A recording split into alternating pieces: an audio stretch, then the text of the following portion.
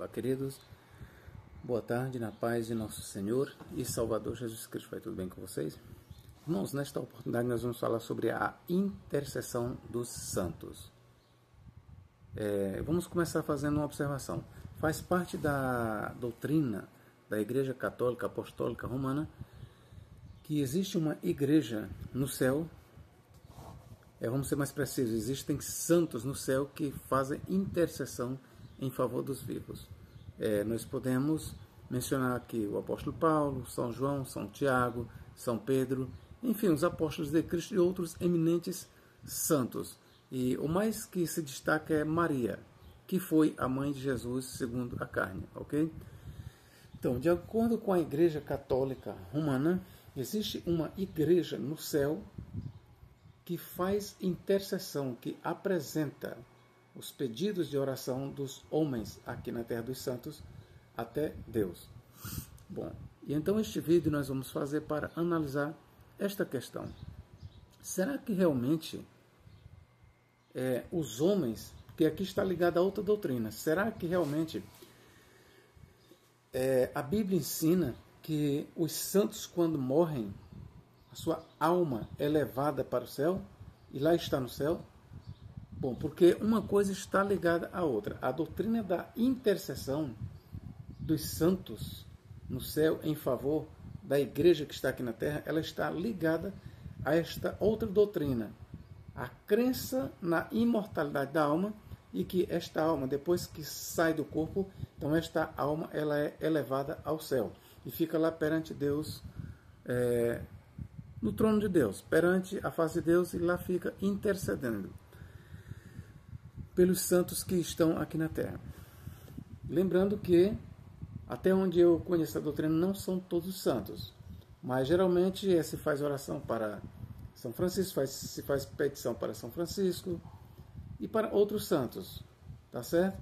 Então vamos lá, o importante é que a Igreja Católica diz que existe uma igreja celestial que intercede pela igreja que está aqui na terra.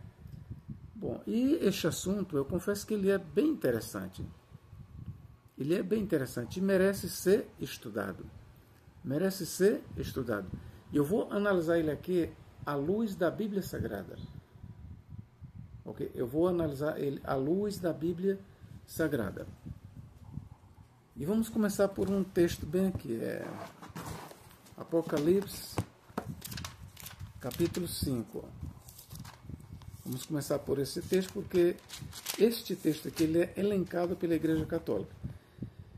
Vamos ler os versos 9 e 8. Aliás, os versos 8 e 9, aliás. E, havendo tomado o livro, os 4 animais e os 24 anciãos prostraram-se diante do Cordeiro, tendo todos eles harpas e salvas de ouro cheias de incenso, que são as orações dos santos.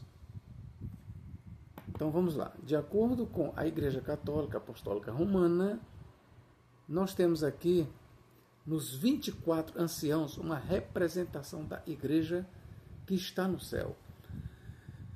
Bom, e aqui, a bem da verdade, eu quero dizer que não somente a Igreja Católica Apostólica Romana identifica os 24 anciãos com cristãos, com santos humanos que estão no céu, mas também, por exemplo, entre os intérpretes da escola futurista, dispensacionalista, enfim, eles também entendem que os 24 anciãos aqui representam a igreja que será arrebatada antes da grande tribulação. Eu já discuti muito sobre esse assunto, não vou me prender a ele. Eu quero apenas analisar aqui a intercessão dos santos. Bom, mas para isso precisa a gente analisar até certo ponto a identidade dos 24 anciãos. Ok? Precisa a gente analisar a identidade dos 24 anciãos. Porque se realmente os 24 anciãos aqui representam a igreja que está no céu, então a Igreja Católica tem toda a razão em dizer que realmente existe uma igreja no céu que intercede perante Deus a favor da igreja que está aqui na terra. Mas a grande questão é, mas será que os 24 anciãos são realmente símbolos, representam seres humanos glorificados? Enfim, será que os 24 anciãos é um retrato simbólico da igreja celestial? É isso que nós vamos analisar. Vamos lá. E havendo tomado o livro, os 4 animais, vamos para começo de conversa, vamos ver o seguinte, os 24 animais aqui, eles têm características dos serafins, só você ler Isaías capítulo 6, verso 3, e dos querubins, é só você ler lá em Ezequiel capítulo 10 e capítulo 1. Então, os 4 animais, os 4 seres viventes aqui, eles não são seres humanos. A gente começa logo daqui, eles não são seres humanos. Claramente, eles podemos dizer que os 4 animais, ou os 4 seres viventes aqui, eles representam, tá? Eles estão aqui representando, eles são de fato uma composição de serafins e querubins. Tá bom? E podemos até acrescentar aqui os orfanins, que nós encontramos uma terceira classe de seres celestiais que se encontram na imediata presença de Deus, vamos dizer, guardando o trono de Deus, que lá no livro de Enoque apresenta 3 classes, serafins, querubins e orfanins, ou orfanins. Ok? E sobre os 24 anciãos? Vamos lá aqui. E havendo tomado o livro, os 4 animais e os 24 anciãos prostraram-se diante do Cordeiro, tendo todos eles harpas e salvas de ouro, cheias de incenso, que são as orações dos santos. Agora acontece o seguinte, os teólogos eles vão dizer que esses 24 anciãos, eles são seres humanos. É a igreja celestial, a igreja glorificada. A minha pergunta é, será? Bom, vamos analisar o seguinte, o texto aqui, ele não está dizendo quem são os 24 anciãos. Ok? Faz parte de uma interpretação teológica dizer que os 24 anciãos representam a igreja, os seres humanos glorificados. Mas o próprio texto não está dizendo isso. Mas vamos continuar. E para o nosso Deus os fizeste reis. Aqui são quem? Os 24 anciãos e os 4 seres viventes, que todos eles têm taças de ouro, tá certo? Contendo as orações dos santos, e todos eles, e cantavam um novo cântico. Quem cantava? Quem cantava? Os 4 animais, ou os 4 seres viventes, e os 24 anciãos. Vou repetir a leitura. E havendo tomado o livro, os 4 animais e os 24 anciãos prostraram-se diante do Cordeiro, tendo todos eles harpas. Eles quem? Obviamente, os 4 animais e os 24 anciãos. Tendo todos eles harpas e salvas de ouro, cheias de incenso, que são as orações dos santos. Eu estou entendendo aqui que ambos os grupos, o grupo dos 4 animais e dos 24 anciãos, portam taças, não é isso? Ou harpas e salvas de ouro cheias de incenso, que são as orações dos santos. Vamos lá. Cantavam. Quem cantava? Eu entendo aqui ambos os grupos. E cantavam um novo cântico, dizendo: digno és de tomar o livro e de abrir os seus selos. Porque foste morto, e com teu sangue compraste para Deus homens de toda tribo e língua e povo e nação. Ora, do que eu estou entendendo aqui, ambos os grupos, os 4 seres viventes e os 24 anciãos, eles não fazem parte dos homens de todas as nações, de toda a tribo. Eles estão cantando um novo cântico diante do Cordeiro, diante de Deus, e cantavam um novo cântico, dizendo: digno és de tomar o livro e de abrir os seus selos, porque foste morto, e com teu sangue compraste para Deus homens de toda tribo e língua e povo e nação. Eu vejo claramente que aqui os homens que foram comprados de toda tribo, língua, povo e nação são aqui distintos. dos 4 seres viventes e dos 24 anciãos. Há algumas versões que rezam assim, ó, presta bem atenção, algumas versões, isso aqui é importante, ó, há algumas versões, estou procurando aqui no Novo Testamento grego, não estou encontrando, vamos lá. Algumas versões que rezam assim, ó, e cantavam um novo cântico dizendo, digno és de tomar o livro e de abrir os seus selos, porque foste morto, e com o teu sangue, ó, eles aumentam esta palavra, nus. Só que o texto grego não tem nus, só tem o texto grego, só diz assim, ó, e com o teu sangue compraste para Deus homens de toda tribo e língua e povo e nação. Quando você encontrar uma versão que diga, e para o nosso Deus, aí acrescenta nus, o tradutor está induzindo você a ver nos 24 anciãos seres humanos. Mas lembre-se, no texto grego, a leitura ipse litere, literal, a partir de uma tradução do texto grego, literal, só diz assim, ó, digno és de tomar o livro e de abrir os seus selos, porque foste morto, e com o teu sangue compraste, não tem nos compraste, só tem compraste para Deus homens de toda tribo e língua e povo e nação. E prossegue, ó, e para o nosso Deus, ó, o texto grego diz assim, ó, e para o nosso Deus os fizeste reis e sacerdotes, e eles reinarão sobre a terra. Em algumas versões, eles fazem com que os 24 anciãos sejam seres humanos, e aí como é que algumas versões dizem assim, ó, e para o nosso Deus nos fizeste, ó, nos, no lugar de os, ele coloca nos fizeste reis e sacerdotes. Aí aqui o texto a partir do grego diz, ó, e eles reinarão sobre a terra, mas em algumas versões que querem que os 24 anciãos sejam seres humanos, diz assim, ó, e reinaremos sobre a terra. Mas volto a dizer, a tradução a partir do texto grego, a tradução literal é exatamente essa aqui, ó. E para o nosso Deus os fizeste reis e sacerdotes, e eles reinarão sobre a terra. Eles quem? Quem é que reinará sobre a terra? Ora, quem é que reinará sobre a terra? Volte aqui no versículo 9, ó. Porque foste morto e com o teu sangue compraste para Deus homens de toda tribo e língua e povo e nação.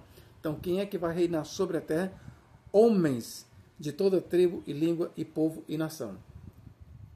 Então veja que estes homens de toda tribo, povo, língua e nação é que reinarão sobre a terra. É a igreja. E a igreja aqui ela é claramente distinta dos dois grupos, dos seres viventes e dos 24 anciãos. A partir da leitura deste texto, se você seguir o texto grego, se você tiver uma noção do grego, se você souber ler o grego, é porque eu não tenho aqui agora o Novo Testamento em grego, está para ler, eu não quero me levantar. Mas você pode confiar que a leitura no grego, literalmente, não faz com que os 24 anciãos seja a igreja. Jamais os 24 anciãos dizem, e nos fizeste para Deus reis e sacerdotes. Só diz assim, e os fizeste, apontando para um outro grupo, e os fizeste para Deus reis e sacerdote. Ok, queridos? Então, a partir daqui, não dá para a Igreja Católica provar, ou qualquer outro intérprete da Bíblia, provar que os 24 anciãos representam seres humanos glorificados. Em outras palavras, representam a igreja. Não dá. Eu estou descartando aqui a ideia de que há uma igreja no céu intercedendo. Eu não estou descartando. Eu estou dizendo que, a partir da leitura deste texto aqui, não dá para se entender isso. Ok? Não dá. Então, quem são os 24 anciãos? Você pergunta. Os 24 anciãos, eles são nitidamente, não só aqui no texto, mas em outros momentos, eles são nitidamente distintos dos seres humanos da igreja. Ok? Os 24 anciãos, eles é um grupo distinto do grupo da igreja. Isso é claro. Vamos ver bem aqui, ó, Apocalipse capítulo 7 e versículo 9. Ó. E depois destas coisas olhei, e eis aqui uma multidão, a qual ninguém podia contar, de todas as nações, e tribos, e povos, e línguas, que estavam diante do trono e perante o Cordeiro, trajando vestes brancas e com palmas nas suas mãos. Agora vamos pular aqui para o versículo 14. Ó. Versículo 13. E um dos anciãos me falou, dizendo: estes que estão vestidos de vestes brancas, quem são e de onde vieram? Ó, um dos anciãos pergunta para João. Um dos anciãos me falou, dizendo: estes que estão vestidos de vestes brancas, quem são e de onde vieram? E eu disse-lhe, João falou, Senhor, ele está falando com um dos anciãos, tu sabes.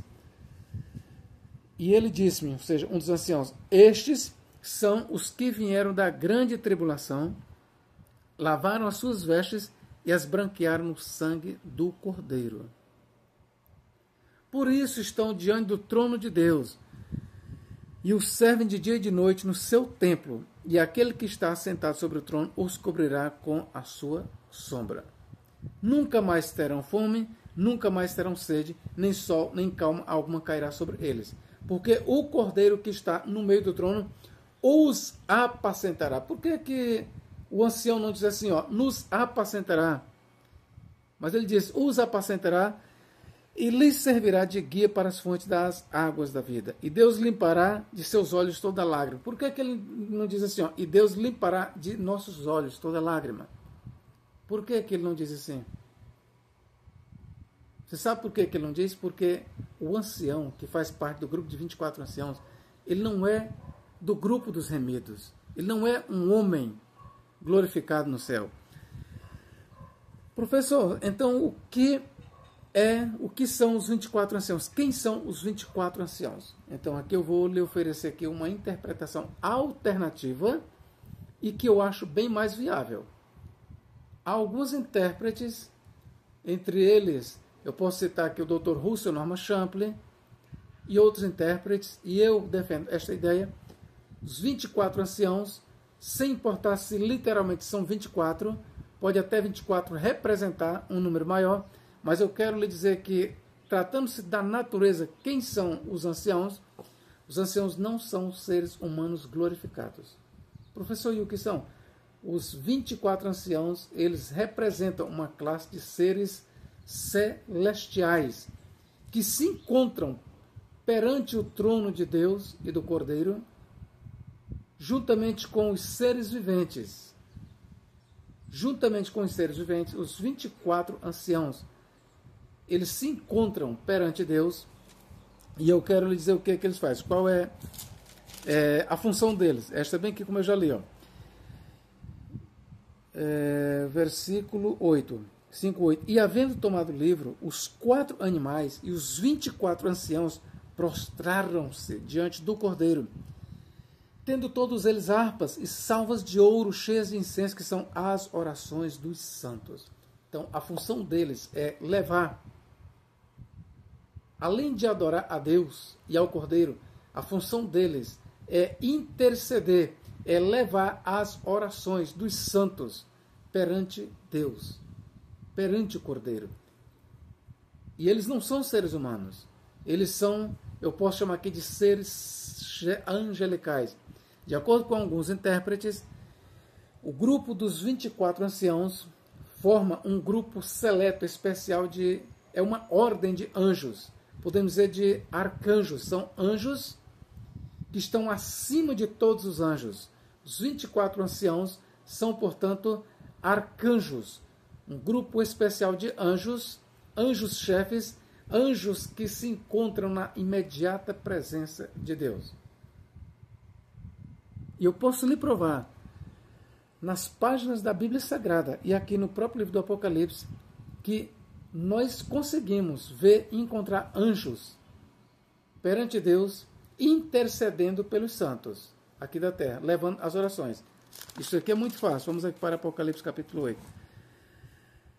Apocalipse 8, e eu vou ler aqui. Eu sei que, eu já disse para vocês que o Apocalipse ele é eminentemente simbólico, ele tem muita figura de linguagem. Mas aqui, quando se trata de anjos, está se falando de anjos literais. Eu só quero lhe dizer isso. Apocalipse 8, versículo 3. Ó. E veio outro anjo e pôs-se junto ao altar, tendo um incensário de ouro. Ó, incensário de ouro. E foi-lhe dado muito incenso para o pôr com as orações de todos os santos sobre o altar de ouro que está diante do trono. E a fumaça do incenso subia com as orações dos santos, desde a mão do anjo até diante de Deus. E o anjo tomou o incensário e o encheu do fogo do altar e o lançou sobre a terra. E houve depois vozes e trovões e relâmpagos e terremotos. Então aqui nós vemos claramente, a gente sabe que o quadro aqui tem alguns simbolismos, sim, mas anjo aqui é anjo. E eu quero logo lhe dizer aqui que este anjo aqui não é o Senhor Jesus Cristo, conforme de forma equivocada ensina os adventistas do sétimo dia, que dizem que Jesus Cristo agora está vamos dizer, no segundo compartimento, ou seja, no Santo dos Santos Celestial, e lá ele está terminando a sua obra de expiação. Veja que os adventistas eles dizem isso, que Cristo ainda não findou a sua obra. A obra de Cristo em favor de nós, para expiar os pecados, ainda não foi terminada. Os adventistas dizem que agora, neste momento, Jesus Cristo ele se encontra perante Deus, no Santo dos Santos Celestial, e está intercedendo por nós. E está acontecendo também o juízo investigativo. Quem vai e quem não vai ser salvo. Está havendo esta consulta. Isso é um outro vídeo que eu vou fazer, mas eu só estou lhe passando esta ideia totalmente estranha. Então, os adventistas, então, eles dizem que aqui este anjo é Jesus Cristo. Não é, meu irmão. Aqui é um anjo literal. E o que nós podemos extrair aqui deste quadro é que, se não todos os anjos, mas há um grupo de anjos perante Deus que levam as nossas orações, que intercedem a Deus em nosso favor. Isso nós podemos mostrar claramente na Bíblia Sagrada. Professor, você está com heresia. Será? Será que eu estou com heresia? Vamos lá. Eu vou começar aqui mesmo, de propósito, pelo que nós encontramos nos... meus livros não estão atentos, tem um aqui perto. Por exemplo, eu estou aqui com um livro de... por exemplo, no livro eu não vou nem ler, ó. No livro de Enoque, se você tiver um livro de Enoque, você vai ler o livro de Enoque, capítulo 9, versículo 1, livro de Enoque, capítulo 15, versículo 1, lá mostra os anjos como sendo intercessores entre Deus e os homens. Também você vai para o Testamento de Levi, capítulo 3 e verso 2. Aí você vai para Tobias, capítulo 12, versos 12 a 15. Você vai ver também um grupo de 7 anjos que assistem diante de Deus. E estes anjos, eles intercedem perante Deus em favor dos homens, a saber, dos santos. Você também vai para 2 Baruque, aliás, 3 Baruque, capítulo 11, verso 4, capítulo 12, versos 1 a 5, capítulo 14, verso 3. Lá você vai encontrar, entre os anjos que intercedem pelos homens, você vai encontrar Miguel, o arcanjo Miguel.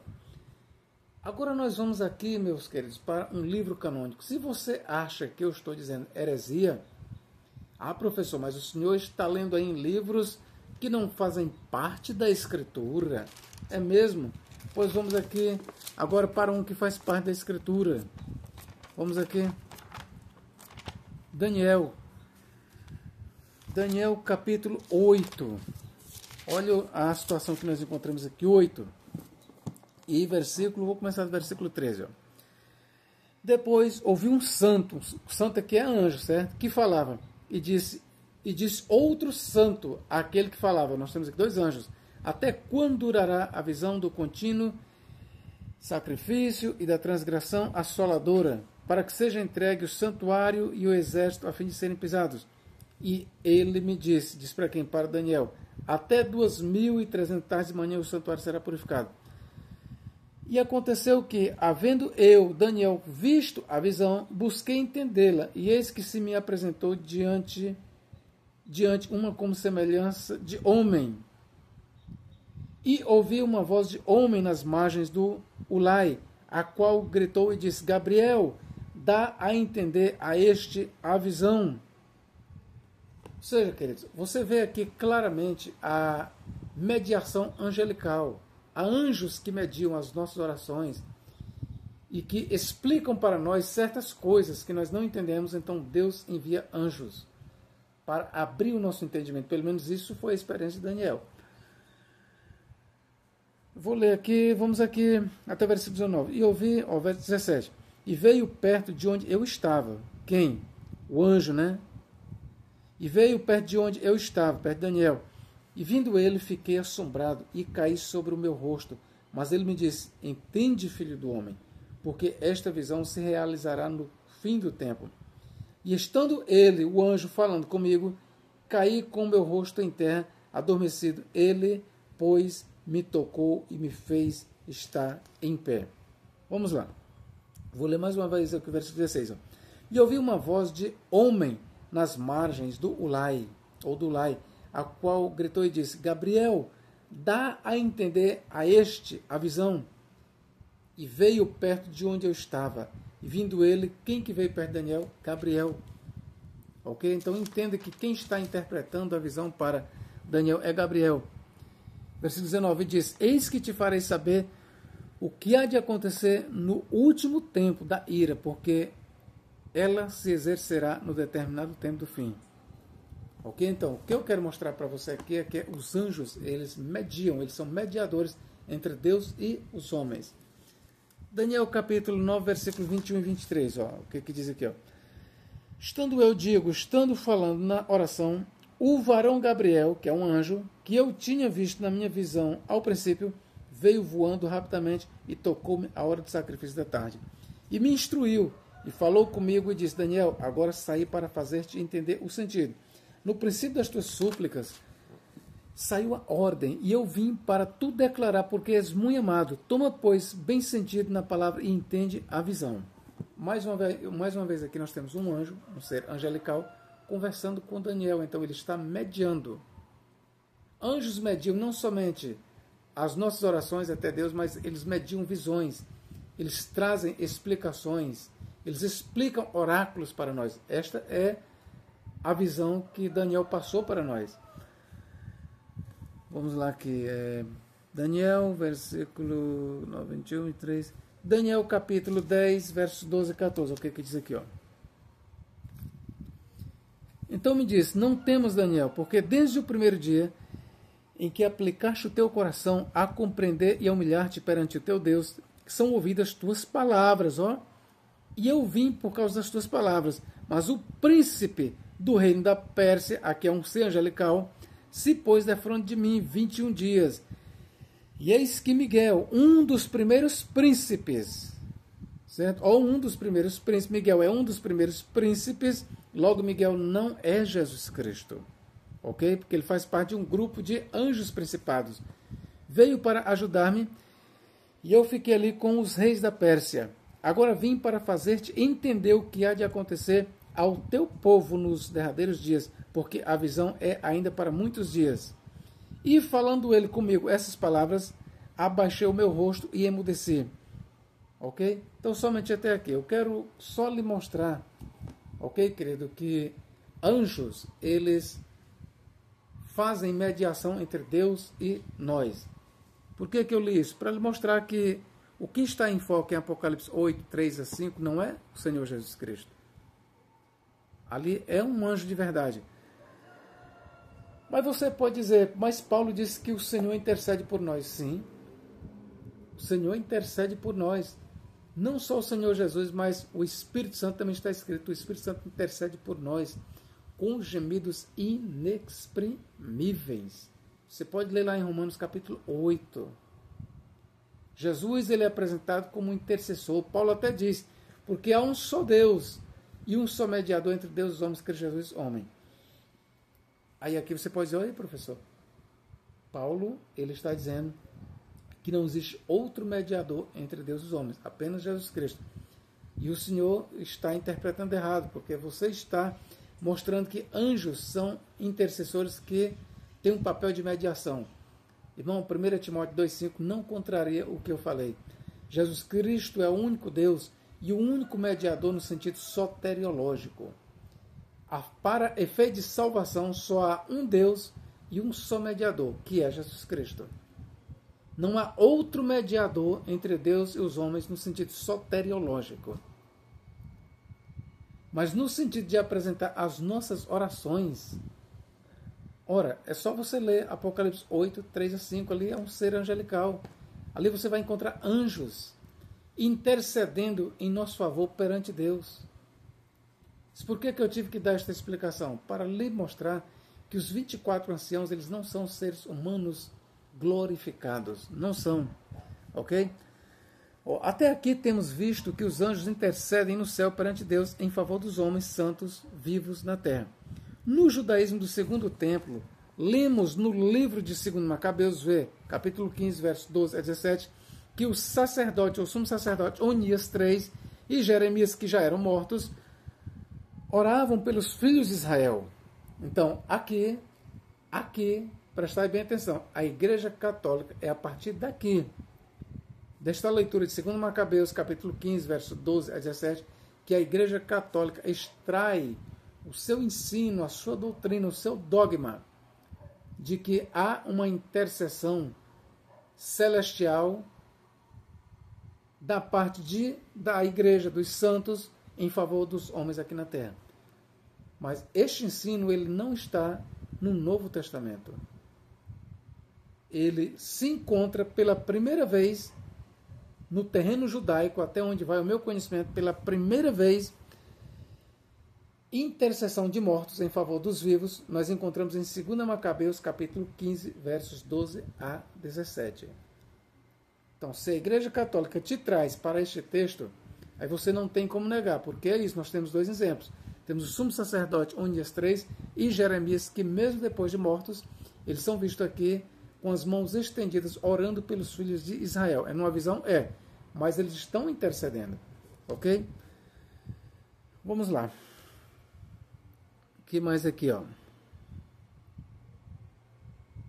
Nós vemos também, por exemplo, no Apocalipse de Sofonias, que é um tratado, um escrito do segundo tempo, nós também vemos no Apocalipse de Sofonias, nós temos lá, por exemplo, certos santos que intercedem, e pasmem, intercedem perante Deus para que sejam livres aqueles que estão sofrendo no Hades.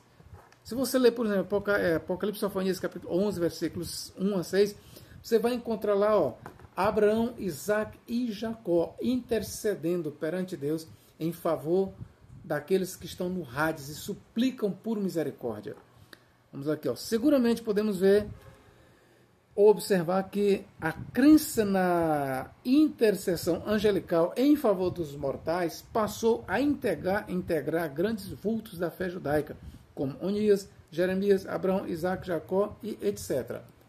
Então, queridos, faz parte da crença judaica do segundo templo que realmente Abraão, Isaac, Jacó e outros grandes vultos da fé judaica, eles se encontram no céu e intercedem em favor dos homens.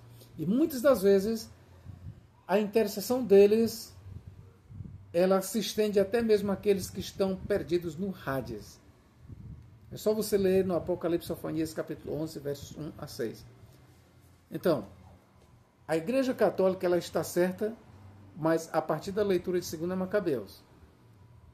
Agora, se você vai para o livro do Apocalipse, os 24 anciãos, ele não tem como provar que são seres humanos. Está mais para ser provado que eles são, vamos dizer, uma espécie de grupo de anjos, seres, vamos chamar de seres angelicais. Eles são seres celestiais, vamos chamar de seres angelicais, vamos dizer que é um grupo de arcanjos. Está mais para ser provado, e de fato é mais plausível, e até mesmo a partir da leitura do texto grego, se provar, se demonstrar que os 24 anciãos são seres angelicais e não seres humanos, ok? Então, se alguém quiser provar que existe uma igreja no céu intercedendo em favor dos homens aqui na terra, tem que ir para o segundo livro de Macabeus, capítulo 15, verso 12 a 17. Tem que ir para lá. Ok? Porque o texto mais favorável que nós poderíamos ter é exatamente nas páginas do Apocalipse, a identidade dos 24 anciãos. À luz do livro do Apocalipse, não dá para ninguém provar que os 24 anciãos são seres humanos glorificados. Ok? Que Deus em Cristo nos guarde, nos abençoe, agora e para todos sempre. Amém.